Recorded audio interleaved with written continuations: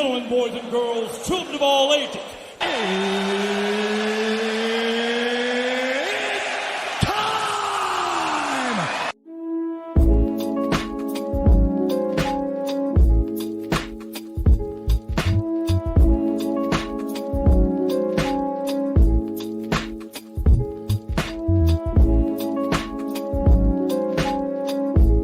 Hello, welcome back to My2Cents Podcast, hosted by G2. I am G2. Today's episode is 112, which is entitled Lawsuits.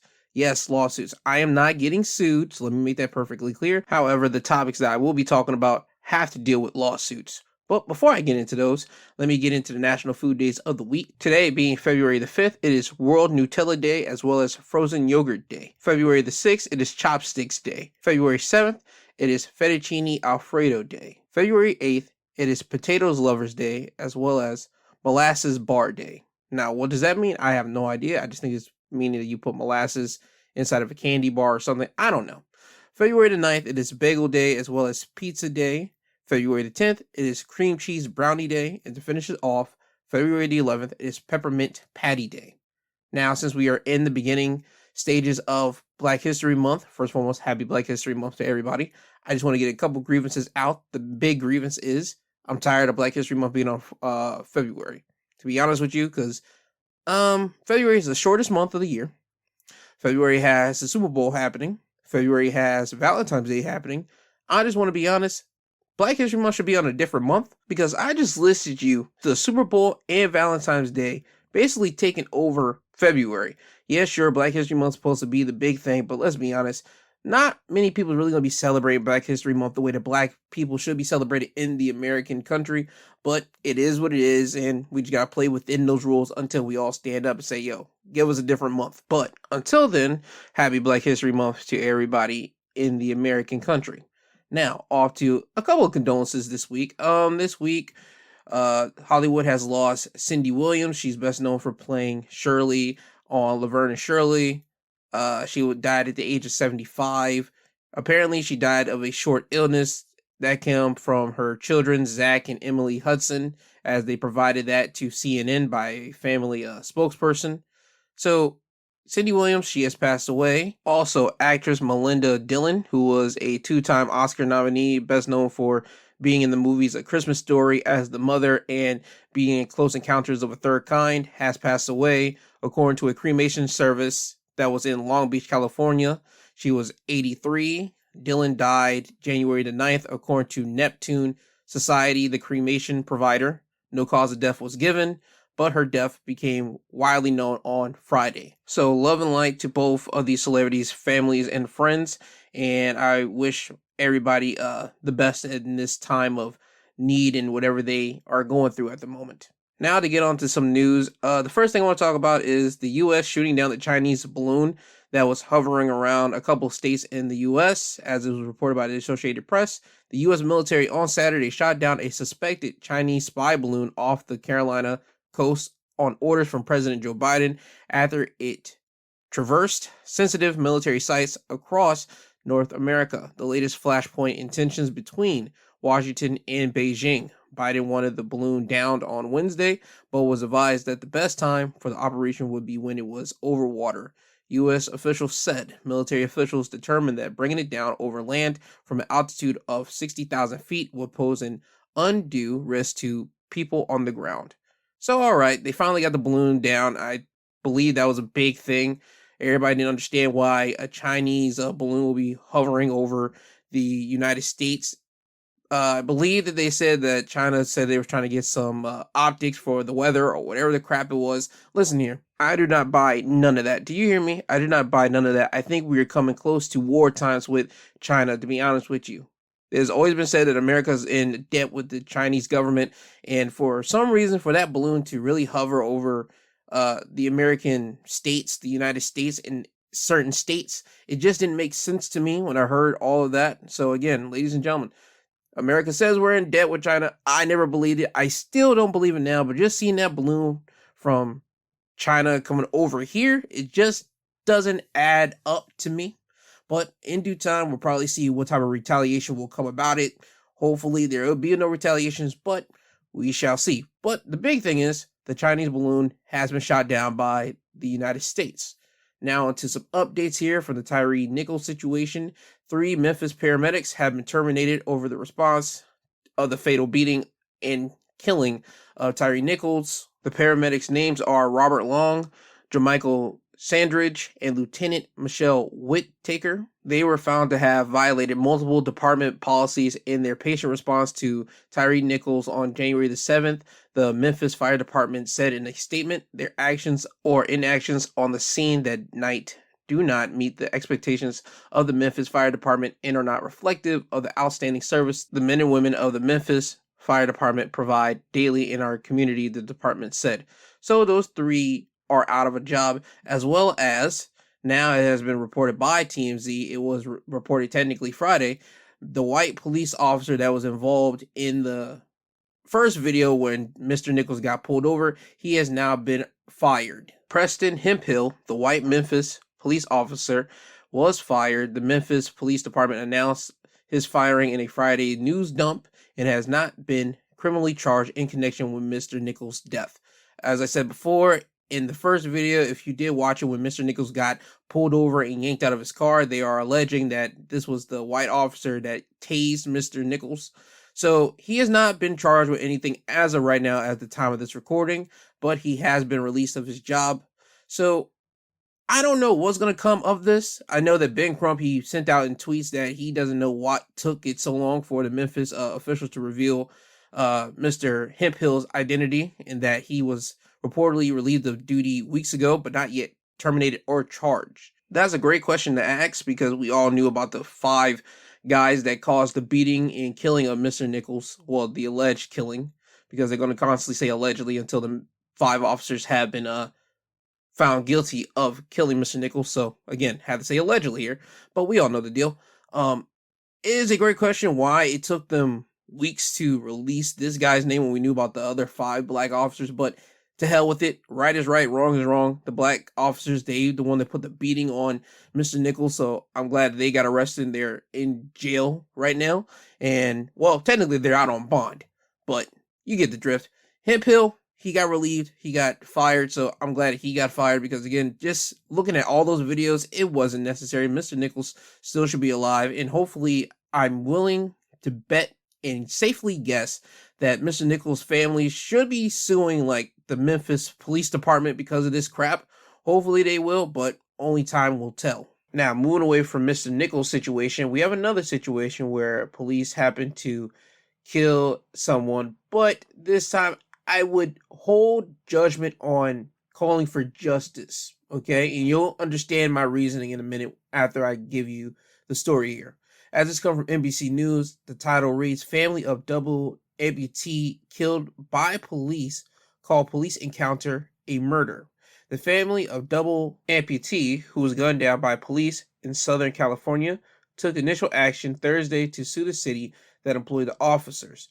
The attorney representing the family of Anthony Lowe said the city must release all footage they have of deadly encounter and names the officers involved. Let's call it what it is a straight murder, the lawyer told reporters. A disabled man, doubly amputated, murdered by the police department officers, and we're here making demands. We're not making requests, we're making demands. Lowe, a black man who lost his legs last year and had not yet received prosthetics, stabbed a 46-year-old man on January 26, police said, before officers used a stun gun and fatally shot him.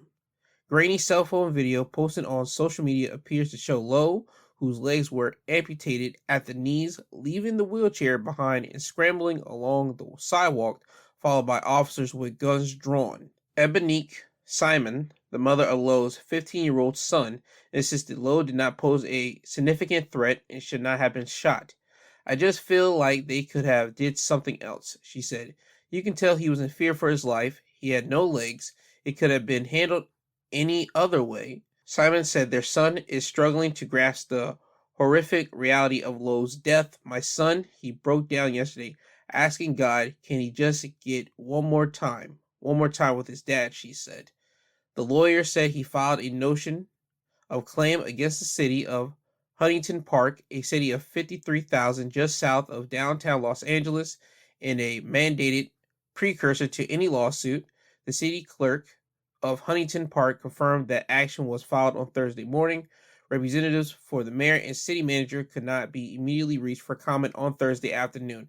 Now, if you guys haven't seen the video, there was a video of a man who has no legs being surrounded by police officers, and the man is holding a object in his hand. Now, at the time of the video, I had no idea what was going on. I just saw police officers surrounding a man in what ultimately was the end of that man's life, because the officers would basically kill the man.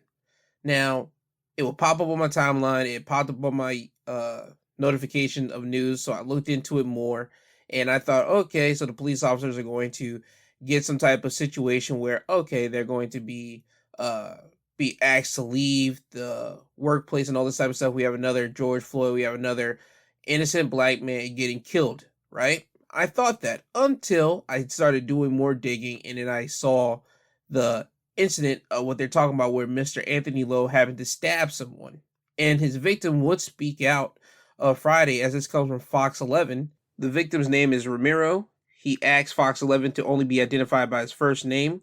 He was crossing the street when he and the police say Lowe jumped out of his wheelchair and stabbed him. I mean, I felt my heart literally coming out of my chest. That's a scary moment for me, he exclusively told Fox 11. When asked, did you think you were going to die, he replied, yes, I did. Ramiro spoke to Fox 11 from his hospital bed in a trauma unit, where he remains today as of this time of recording. He almost died at the hands of a stranger with a butcher knife, a man that he had never seen before, a man he now knows as Anthony Lowe. Now I understand him being in a wheelchair and everything, but why would he attack somebody like that? What's the reason for? Asked Ramiro, as he still tries to come to grips with what happened. Now, you guys can go to YouTube, you guys can listen to the man talk about his experience being attacked and how he doesn't have no sympathy for the man that ended up dying, Mr. Lowe, because he feels, why would I have sympathy for someone that attacked me and almost basically took my life? And for me, as a person, I can understand Ramiro feeling that way for someone almost basically killing him for absolutely no reason. Now, here's where I have a problem where the Lowe family trying to get some type of justice for this. I'm a man of, if you do bad, something bad is going to happen to you. You always put your best foot forward, so aka if you do something good, something down the line, somebody's going to do something good for you. Now, Mr. Lowe here, there's a video of, you can see him like hobbling over to this guy and like stabbing him and just like quickly moving away from the man. And you see Ramiro like walking away, and that's the only video that we see of this.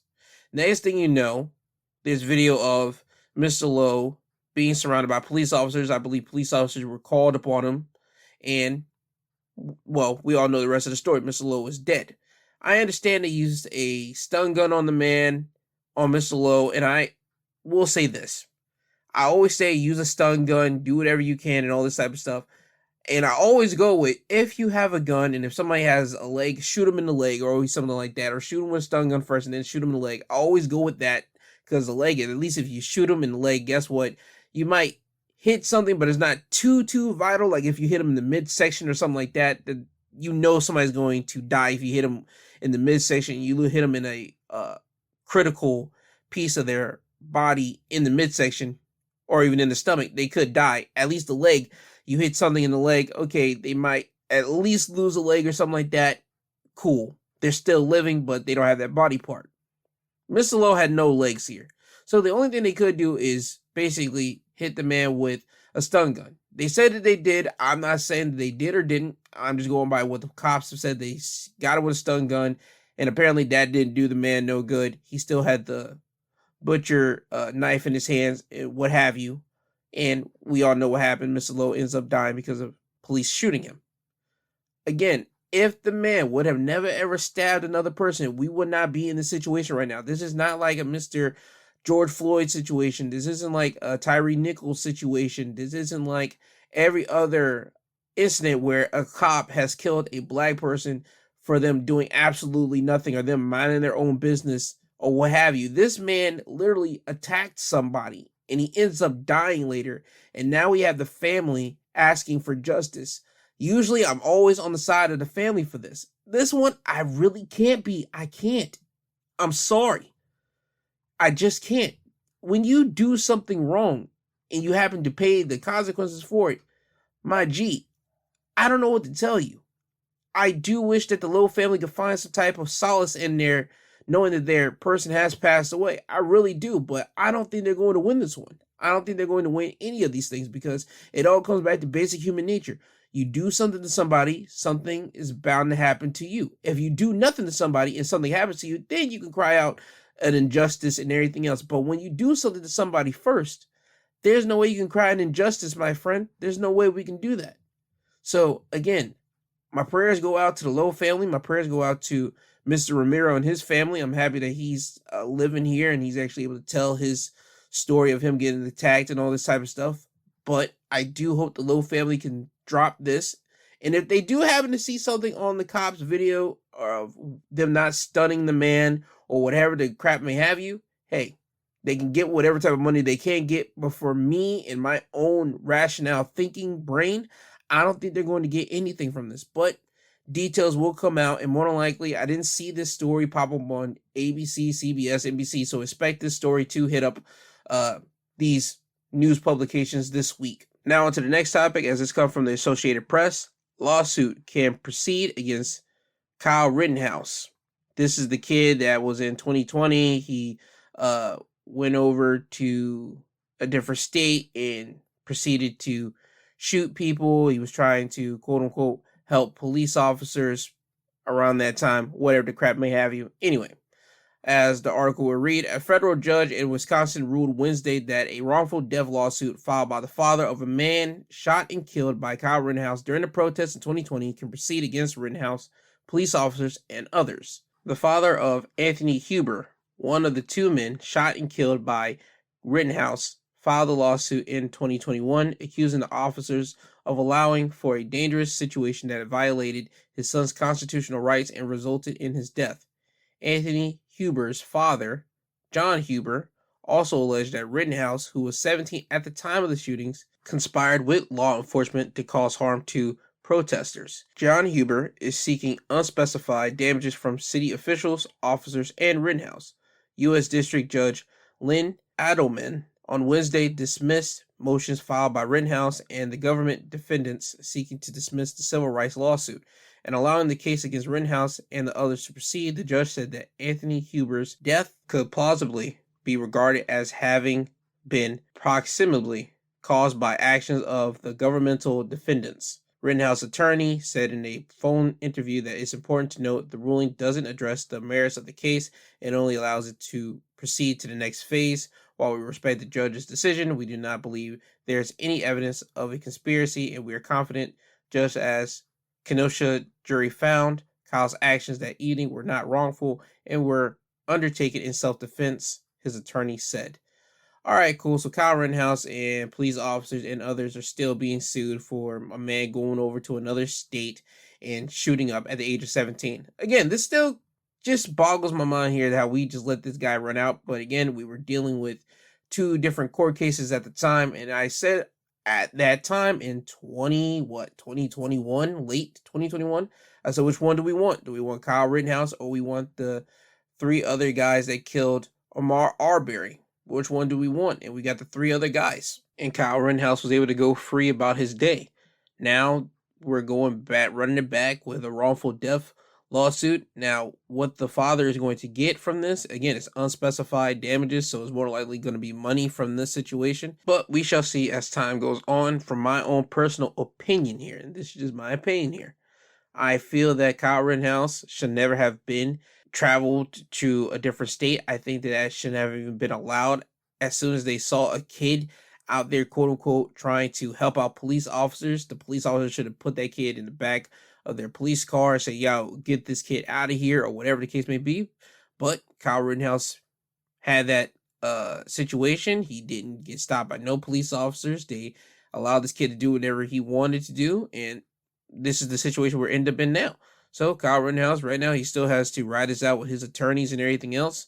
What type of money or type of crap will they be paying if this thing goes to trial or goes to a court and a judge rules in the favor of the father? I have no idea, but I'm pretty sure within the weeks to come, we're going to get more information on this lawsuit. Now onto another lawsuit, as this comes from Daily Mail, as the title would read, White ex-Google executive sues tech giant for firing him after he rejected Asian female boss groping advances at swanky New York City dinner, prompting her to accuse him of microaggressions. Ryan Olahan, a married New Jersey father of 7 who's 48, alleges Tiffany Miller rubbed his abdominals, told him he had a nice body and that her marriage lacked spice, according to a lawsuit filed in November. Miller, who is Asian, told Ryan she knew he liked Asian women, referring to his wife, who is also Asian. The alleged incident happened at Manhattan's Fig and Olive restaurant in December 2019, which Ryan said he reported to Human Resources the next week, but nothing ever came of the complaint, and that it was only the beginning of the harassment. Ryan claimed Miller began retaliating against him by reporting him to Human Resources for microaggressions. He claims harassment went on until he was ultimately fired in August 2022 after 16 years with the company. Ryan had just been promoted to managing director of food, beverages, and restaurants and joined a new management team that included Miller when the alleged incident happened at the company outing. The New Jersey father said he was initially uncomfortable bringing it up because many of his colleagues had been drinking alcohol excessively. When he suggested later that night that Miller had too much to drink, he was told that it was just Tiffany being Tiffany. Ryan reported the incident to Google's Human Resources Department, who openly admitted that if the complaint was in reverse, a female accusing a white male of harassment, the complaint would certainly be escalated according to the lawsuit. There was no discussion or investigation about the incident, and Ryan claimed in the lawsuit there was retaliation from Miller after he filed his complaint with HR. In 2 instances mentioned in the lawsuit in which Miller allegedly criticized him and reported him to Human Resources for microaggressions, there were managers present.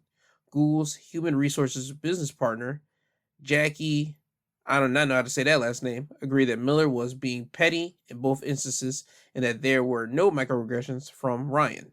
Ryan said Miller's retaliation and hostility caused him anxiety and made him feel like he was on probation. The article will continue to list another event that happened in 2021 that was hosted by Google, in which Miller drunkenly rebuked Ryan in front of numerous Google employees, loudly telling Ryan that she disagreed with him 70% of the time and she did not like him 70% of the time. She would later apologize to Ryan, admitted that she was very drunk, but although Google was aware that Miller's continued harassment of Ryan stemmed from his rejection of her sexual advances, it again took no action to suit claim. Ryan said he began feeling increasing pressure from his supervisor, Adam Stewart, who told him in February 2022 that there were obviously too many white guys on his management team, according to the lawsuit. Alleged retaliation by Miller continued in an incident in April 2022. Ryan claims he was drunkenly berated by Miller during a company outing at a karaoke bar. The suit claims Miller mocked him in front of Google employees and reiterated that she knew he preferred Asian women over white women. Okay, this is enough. This is all I need to hear. Yo, dog, what are we doing? What are we doing here? Now, if this is true, okay, and Google knew all about this, I gotta say, my man got a raw end of the deal here. And I understand how we don't like to admit certain situations here in this country about certain people getting a raw end of the deal here. But if this all is true, and then this is just allegedly here, there's a lawsuit that's happening. So I gotta say allegedly until actual verdict has been placed here. So let me say this. If this is true, if all this stuff that he's alleging is true, and Google knew all about this, Google should have some shame about themselves. Come on, dog. My man got lost in the sauce. My man's whole complaints got lost in the sauce. And there, in his suit, he admits that they said that if it was the other way around, they would have put fire to that complaint if she would have put it on him, if he was harassing her. But for her to harass him, come on, dude, I'm not feeling this. I'm not liking it at all. I'm a right is right, wrong is wrong type of person. Man harassing a female, female harassing a man. It is wrong on both ends of the spectrum. We always hear about a man harassing a female because, again, a woman is able to say what is happening to her, and now in society we have to believe them until evidence come out that we don't believe them, and then when you don't believe them, there's a problem here. Now with this situation happening with this guy saying, yo, I was harassed at this job, and Google, the big gigantic tech giant, their human resources, I complained to them and told them about it. They didn't do nothing. And then what, 3 years later, I end up getting the axe. This is completely ridiculous. It's not cool. It's not fair. Only thing I know is this. This is nasty at its highest peaks. And I hope he gets what he can get from Google, to be honest with you. Because if this is all true and they all knew about it, this is nasty. Now, will he be able to get something? I don't think he will. Because you're going against Google. Google has deep pockets. They have lawyers on top of lawyers at their disposal right now. And you're going against a Google executive right now. A former Google executive going against a Google executive who has Google at her backing call. So I'm not certain how this is going to happen, how this is going to go down. I think this is another one of these situations that should be blown into the mass media's limelight. Personally, this type of article, because again, this would allow some men to come forward and say, hey, yo, I have been harassed by some of my female co-workers at my job. Because again, I think a lot of men probably have been harassed at their job by their female co-workers, but this is just something that men got to take on the chin. Yo, we can't say nothing because we'll look like a chump. We'll look like a complete puss if we say it out loud. And then you got some guys might say, oh my God, you got harassed? Dude, why are you complaining? She felt up on you. And you'll be seeing dudes try to give each other high fives and all that type of stuff, saying that they wish it was them. Certain guys, they're not like that. Just like certain women, they're not like that. Certain women are going to be complaining about other women, saying you're complaining because he was touching upon you. Some women like that, certain women do not. Again, there's the same thing with dudes. Certain dudes like it, some dudes do not. And this guy, he did not like being touched, and he did not like having the pettiness of her just going after him with all her micro transgressions, because he did not want to sleep with her. At least that's what he's alleging from his suit. Now, all this could be fabrication, but again, we have to wait and see what happens when this whole thing comes to court between the former Google executive and Google as a whole. Now, again, do I think he's going to get something out of it? I don't think he will, because again, Google, deep pockets, but only time will tell. And again, I'll be sticking on to this case whenever more information comes out about it. Now, on to the next topic, where this is something I really didn't want to talk about, but this week it really made me want to talk about this because it really just piqued my curiosity. It's George Santos here. The man that basically lied, or he embellished on his past experience or lack of experience in certain cases, but you'll get to it you'll get what I mean in a couple seconds here. This comes from Newsweek. As it reads, George Santos staring down barrel of 3 criminal investigations.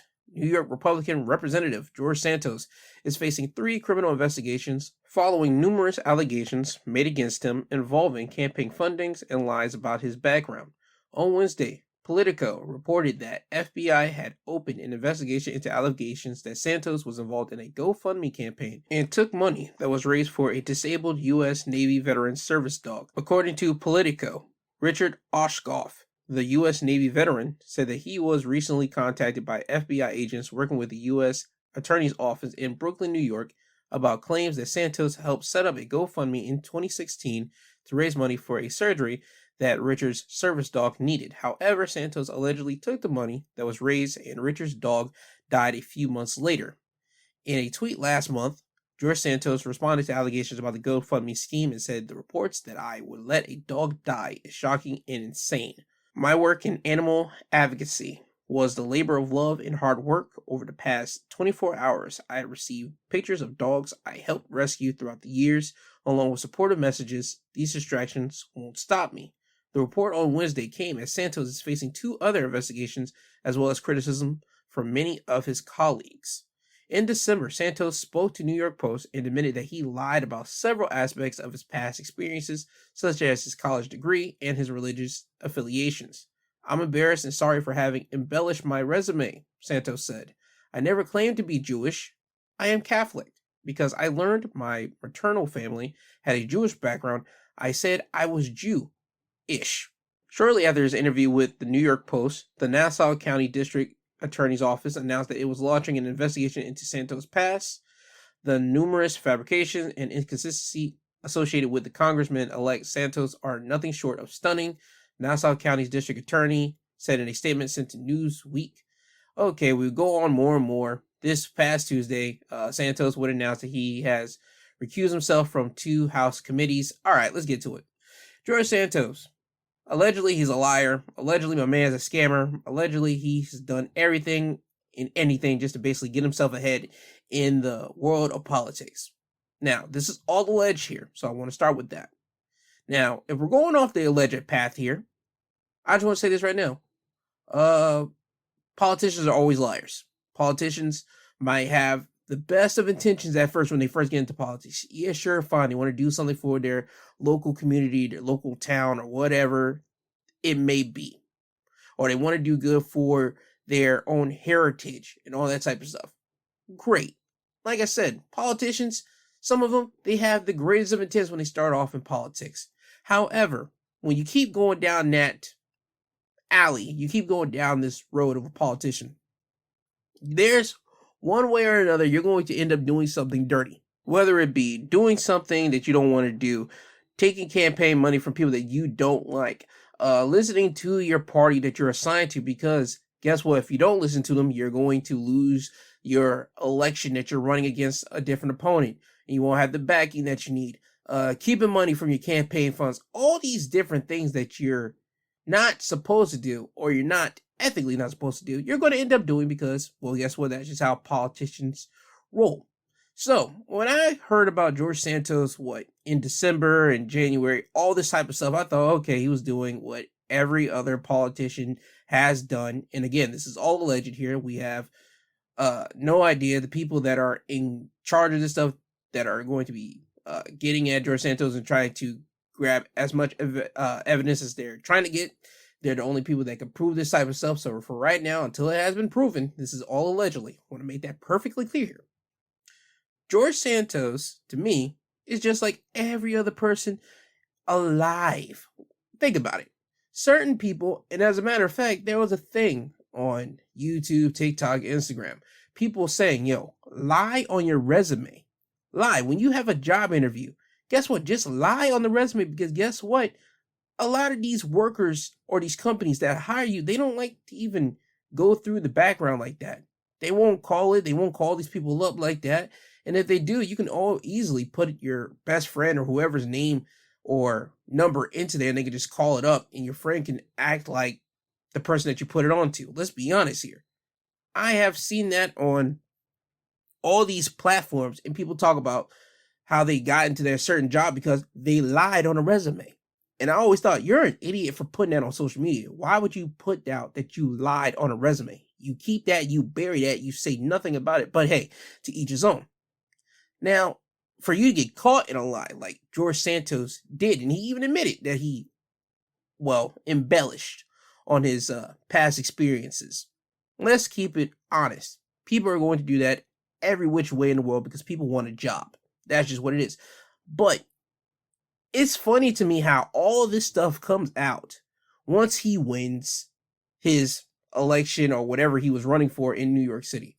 It's funny how he wins this and it all decides to come out after he wins. Don't you think that crap's supposed to come out before he wins?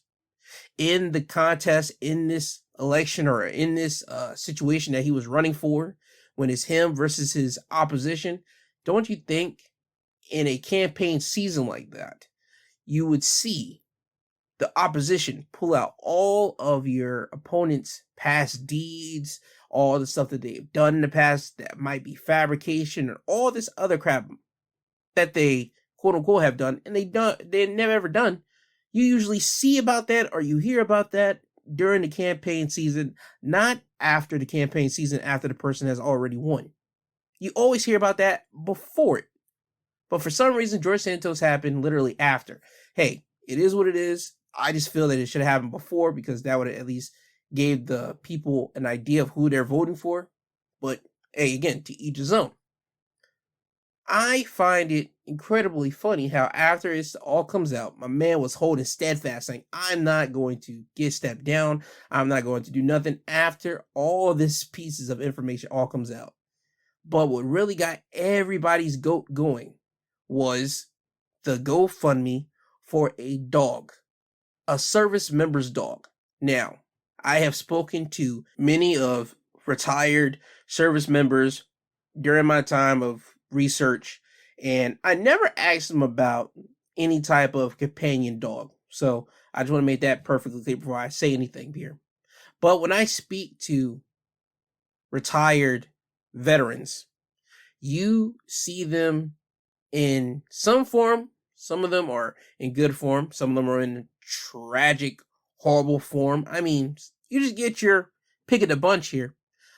But 9 times out of 10, you got a lot of vets that are probably not doing good. And some of them might need service animals. Some of them might not. It all depends on the circumstance.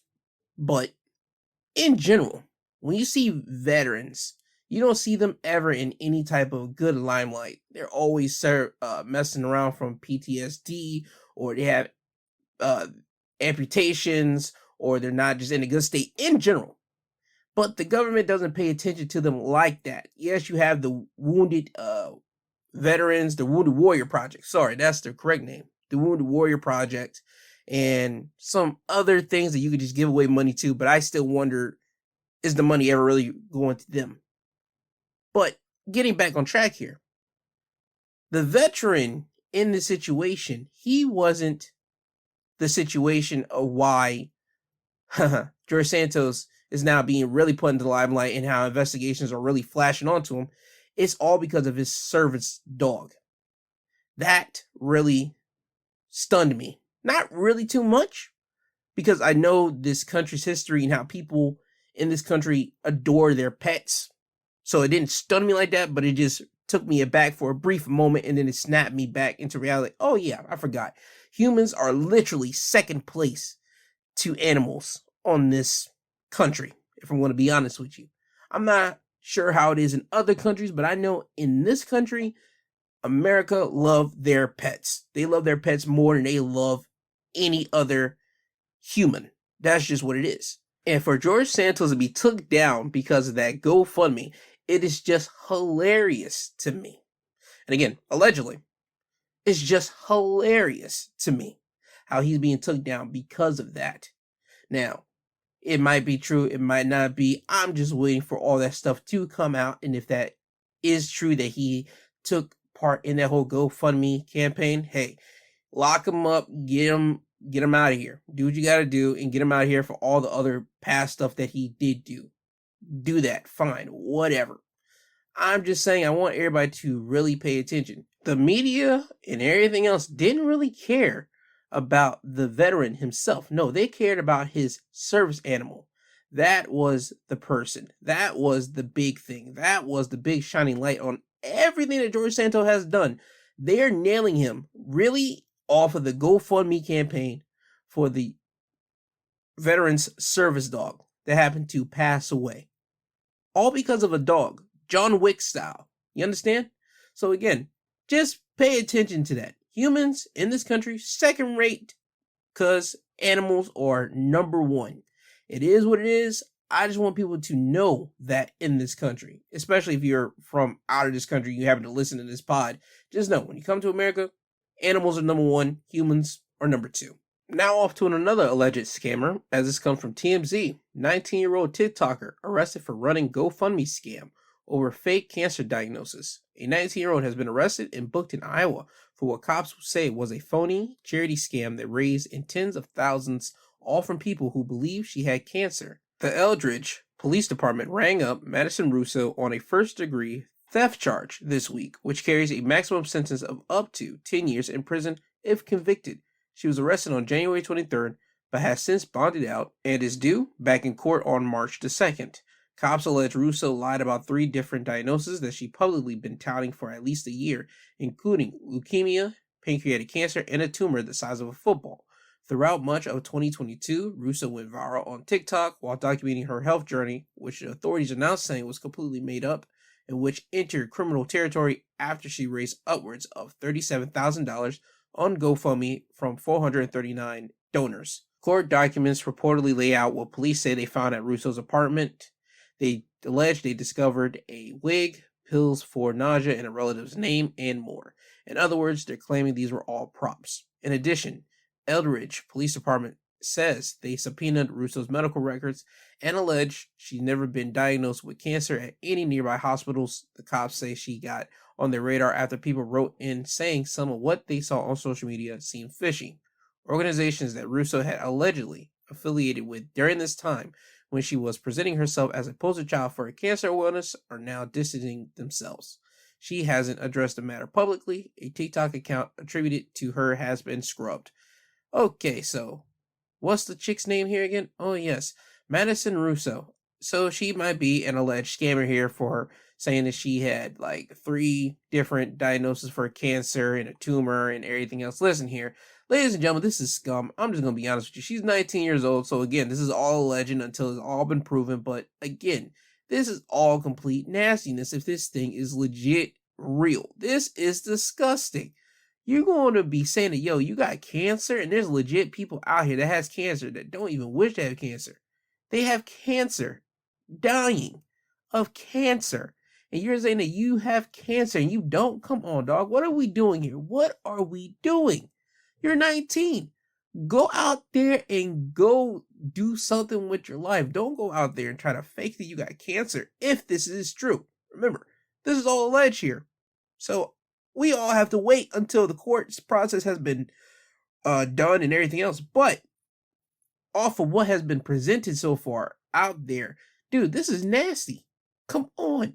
I understand people want to just try to get sympathy and get money quick and fast because that's all they see, because people live in social media and that's the only way you can do all this type of stuff. People are such hungry for the clout, hungry for the human gratification and all this type of stuff. I get it. Trust me, I do. I've seen it. But come on, dude, to say that you got cancer and you really don't, that is nasty and deplorable. And to have a GoFundMe in your name for this situation, that's disgusting. You are having people, you're playing on people's heartstrings. People want to see people do good. At least a lot of people do. There are some people that don't, but a lot of people want to see people do good. And you're playing on these people's heartstrings to say, hey, I have cancer. If you can get what you can, hey, just do that and I'll be eternally grateful. All this type of stuff. That's what a GoFundMe is set up for, ladies and gentlemen. But it's just nastiness when you see this and it just put out there. This is complete nasty. I can't do it. I can't side with this. Usually I'm sided with scammers and all that type of stuff because you're working hard to just try to get the scam off. But dude, there's just certain lines that I don't cross. There's certain lines. Yes, you can lie about certain things, but when you lie about illnesses like cancer or AIDS or STDs or things of that magnitude, I can't side with you on any way of the nature, dog. I can't. Usually, if you kill somebody or something, you can at least try to see from somebody's perspective and all this type of stuff. But when somebody's faking a disease like this, there's no way somebody can spin this and see it from their side. At least I haven't seen one person successfully do it yet. So just reading this, and we don't know if it's true or not. Court process has to go down and all that good stuff. So allegedly, right now, if this whole thing is true, and Madison Russo does not have no type of illnesses and all that type of stuff, and she was just scamming people to just try to get money and clout, you're nasty, bro. You do need to be sentenced to jail, bro. You do. I'm not even going to try to lie and say, oh, no, young is young. No. When you're young, you do something stupid. You go out and go to parties. You get drunk. Well, that's what certain people do. I never had that opportunity, and I never wanted to do that opportunity. Let me make that perfectly clear. But usually, people go out to parties. People do stupid things, get drunk, get into fights, have adult situations with different partners and all this type of stuff. You get what I'm getting at here. That's usually the 19-year-old, 20-year-olds, and even into their early 30s. That's what they do. And people will say, oh, they're just living their life. They're just trying to get that out of the system. But you to scam at 19? Dude, you should be in college right now. At least that, to try to at least do something with yourself in that term, at least in that situation. But hey, you went out and tried to scam people. And apparently it worked. It worked a good bit until people started finding things being a little bit too fishy for you. Well, for them. And then they looked into you. So, hey, it is what it is. I just can't wait to see what's going to pop up. I think this whole thing is stupid. She should have never done it. But we shall see if this thing is really true or not. Now, sticking with social media, as this would be talking about Snapchat. Snapchat lawsuit amended for alleged death of Renton woman, among other young adults. The Social Media Victims Law Center, better known as SMVLC, has amended a lawsuit against Snapchat for allegedly connecting drug dealers to minors and young adults, resulting in their deaths. A 21-year-old woman from Renton was among the people who died. In June 2021, she was allegedly connected with a drug dealer and purchased what she believed to be Percocet via Snapchat. The pills were laced with lethal doses of fentanyl, according to police. The Snapchat dealer was allegedly connected to another young Snapchat user that died around the exact same time as the Renton woman. The Renton woman had a kind, big heart and volunteered for children's theater, where she helped with hair and makeup, allowing her to pursue her passion as a career, according to the SMVLC. SMVLC is a legal resource for parents of children and teenagers harmed by social media addiction and online abuse. They have filed lawsuits against Snapchat for alleged fentanyl poisoning on behalf of 26 families across 11 states, including Arizona, California, Colorado, Idaho, Illinois, Iowa, Kansas, Maryland, Michigan, Minnesota, and Washington. The lawsuit alleges that Snapchat features such as disappearing messages, My Eyes Only, and SnapMap connect users with drug dealers and enable them to elude police by erasing evidence of a crime. Snapchat provides drug dealers with a never-ending source of customers, purposefully obstructs parental supervision, and creates unhealthy social media addictions, the SMVLC said. Time and time again, we have seen the harm that Snapchat has done to families across the nation because of its role in connecting drug dealers to minors and young adults. The founding attorney of the SMVLC says Snapchat is ending lives and tearing families apart because of its product features that facilitate the sale of counterfeit drugs on its platform and protects criminals. The lawsuit is pending in Los Angeles Superior Court. Let me say this right now, and I don't mean to be harsh to any families that have lost loved ones because of this situation. I want to say that and get that out of the way right now. However, just listen to me when I say this. This is not Snapchat's fault. It's not. Snapchat created these features for certain purposes, and that's just what it is. Every social media site has purposes. They have features on there that is strictly for that feature or strictly for that site. It is what it is. It's up to the user, the person that's using these social media sites. It's up to them to play within boundaries of that site. Now, are there going to be people abusing these boundaries? Yes, of course. There's going to be people abusing everything. For the love of God, children abuse the little bit of freedom that you give them. You give them an inch, they take a mile. Same thing with teenagers. You give them an inch, they take a mile. Same thing with adults at jobs. You let them get away with one thing, they take a mile. They think they can get away with anything else. It's human nature. People take an inch and they just try to run off and see how far they can get before they end up getting yanked by the neck. It is what it is.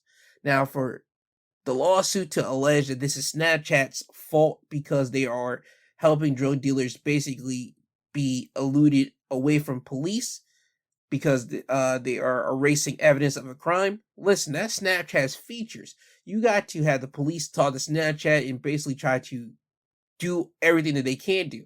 And that's not saying that they can't. You just gotta have police to find the right person within Snapchat to want to do that type of stuff and actually willing to have their whole spot get blow up. That's just what it is, to be truthfully honest with you. But I'm not going to blame Snapchat for these situation. I'm going to blame, and I want to sound real. I want people to understand this. I'm not trying to blame the parents. I'm not trying to blame none of that.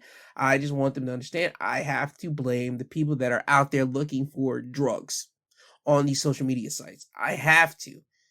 I have to do that, and I have to say that because of this. And this is only from my own personal experience here.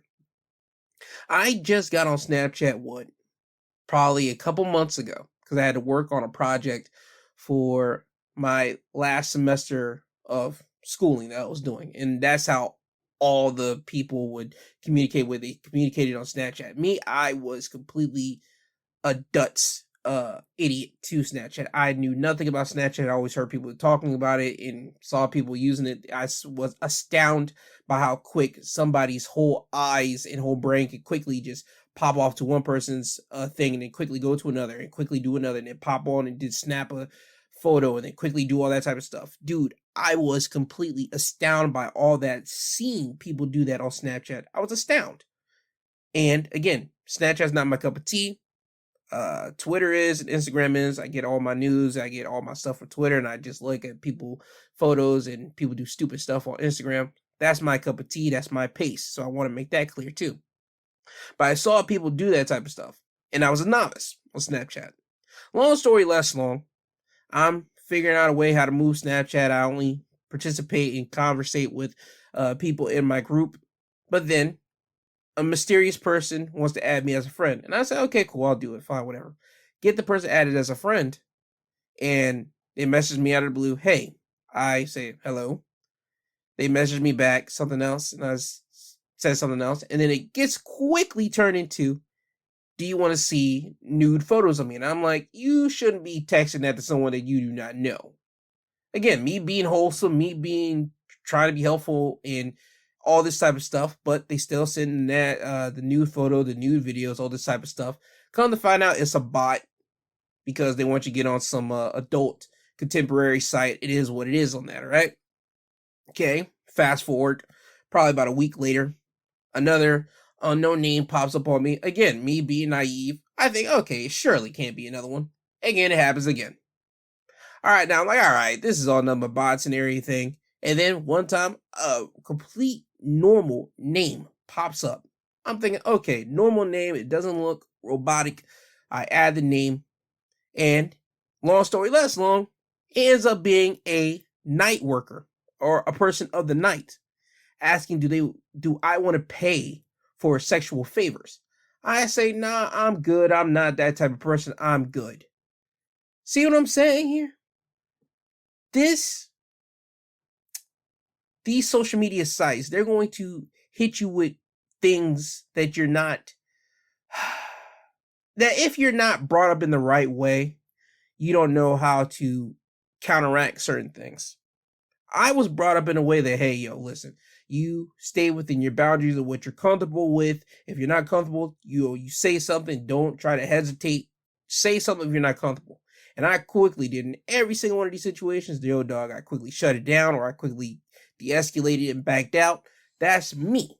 Now, I'm not saying everybody's going to be that way, because every human is completely different, but that's just me. I didn't quickly cry to Snapchat and say, hey, yo, you guys got a lot of prostitution on here. You probably want to nix that out of here. I didn't say, hey, yo, you got bots on here for sexual, sexual websites and all this type of stuff. I didn't do any of that, because again, this is exactly what these places, what social media is, and you just got to know what these places are going to do and what they're condoned and what is going to be consumed on all these places and platforms. I get it. I understand it.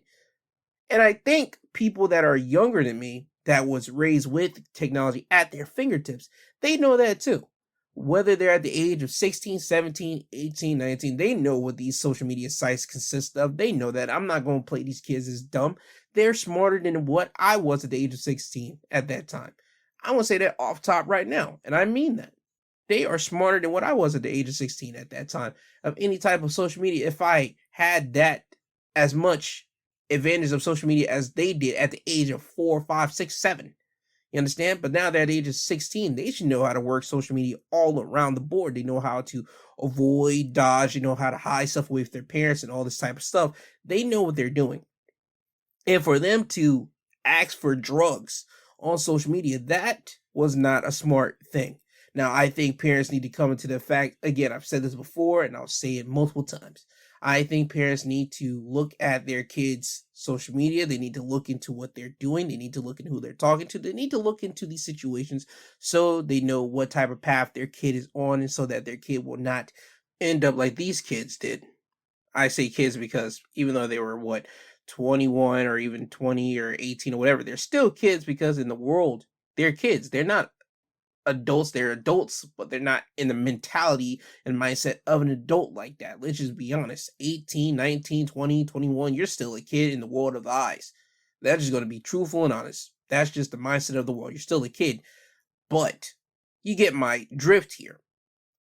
I want these parents and these people to understand, listen, you can blame Snapchat, fine. If that's what you want to take your eyes and mindset on, you blame Snapchat, cool. Get at the drug dealers if you can. Do that. Fine. Try to find them if you can. I hope they do find these drug dealers that sold these counterfeit drugs and that just gave these kids fentanyl instead of giving them their actual drugs, or even sold these kids drugs. I wish there were drug dealers that'd be like, yo, you're too young to be in this thing. Or yo, you're too naive. You have no idea what you're buying. You don't even know what you're doing. Get out of here. I wish that was the situation for drug dealers, but it's not. That's not the real world. The real world has people that are willing to sell you anything off just off the strength, because guess what? They're trying to make a quick buck.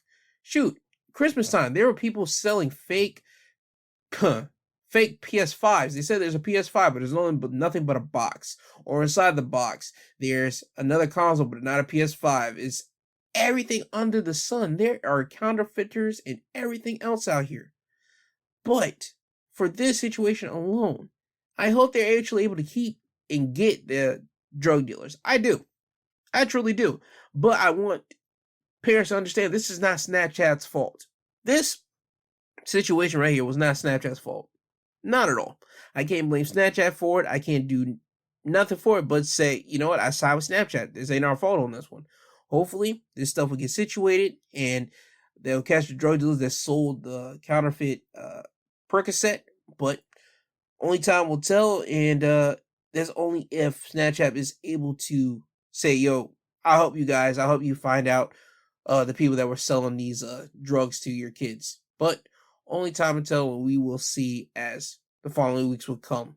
Now, off to Tom Brady. He is retiring again. This is his second time retiring. Hopefully, this is his actual last time retiring. It was announced, Tom Brady this week, he announced that he is retiring. The 7-time Super Bowl winning quarterback retired.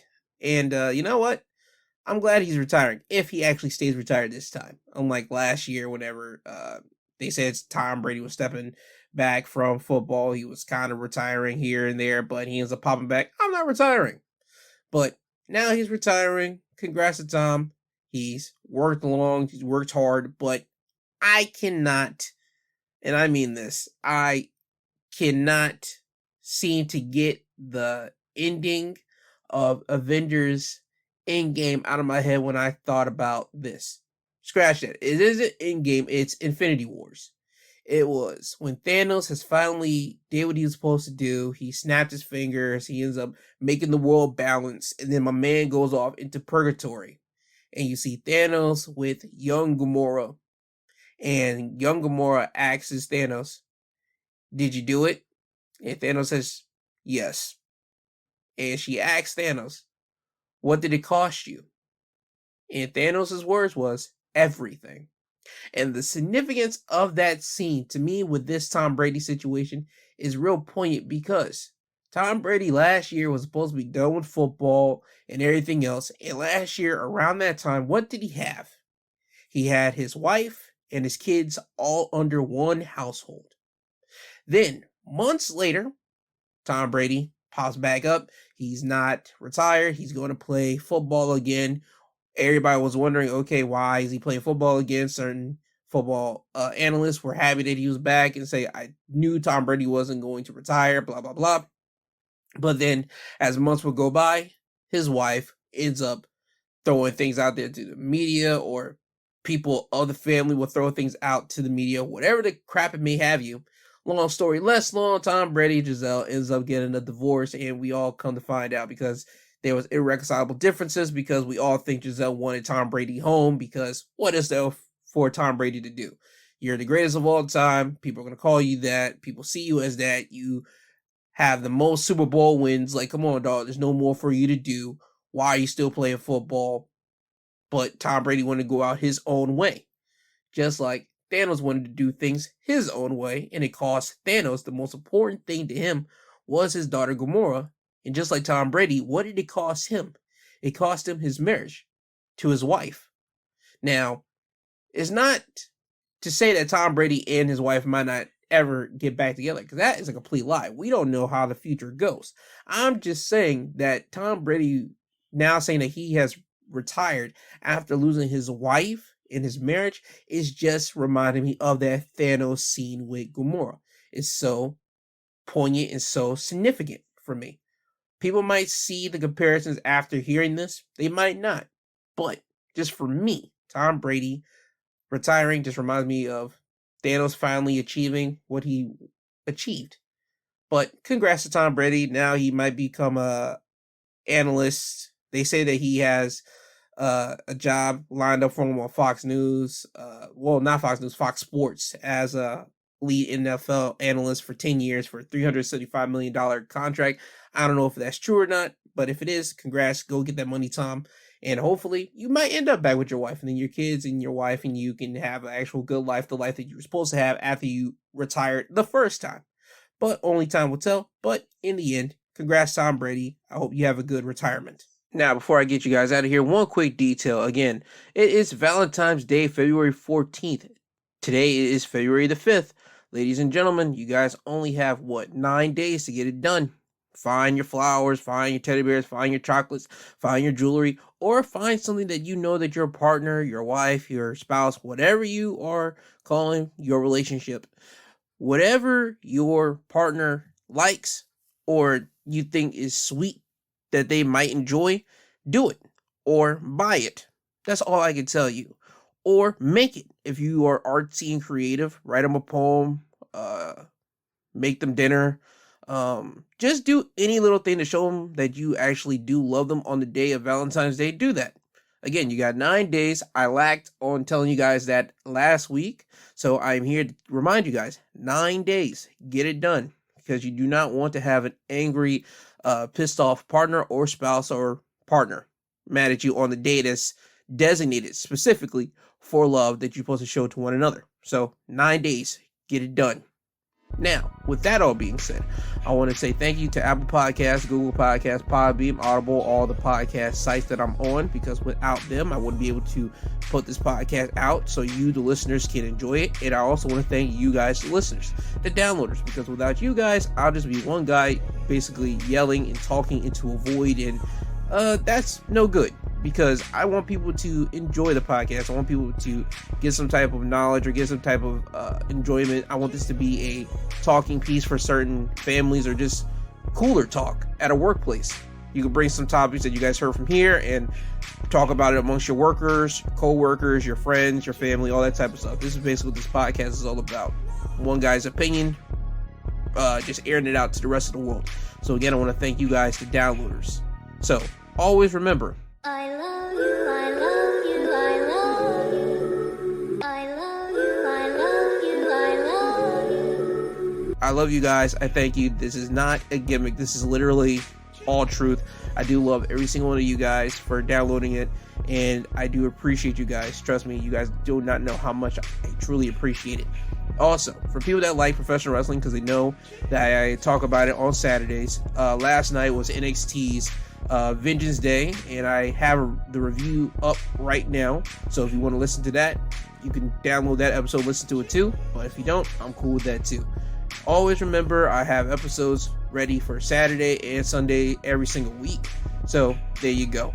Now, with that all being said, I love you all. I thank you. Don't be a dick. Be kind to everybody, because you don't know what people are going through. Put your best foot forward. Try to be the best person in the room, or the kindest person in the room. Don't be fake with it, but just try to be as kind as you possibly can, because you don't want people to say that you're fake just because you're just trying to put on a nice front for people. So be the nicest that you can be. That's all you can do. So with that all being said, I love you all. I thank you. I hope you guys have a great beginning of your week, and you guys will hear from me again Saturday for wrestling and Sunday again for the news topics. And with that, Kanye, could you please take these people home? I'm tired, you tired, Jesus wept.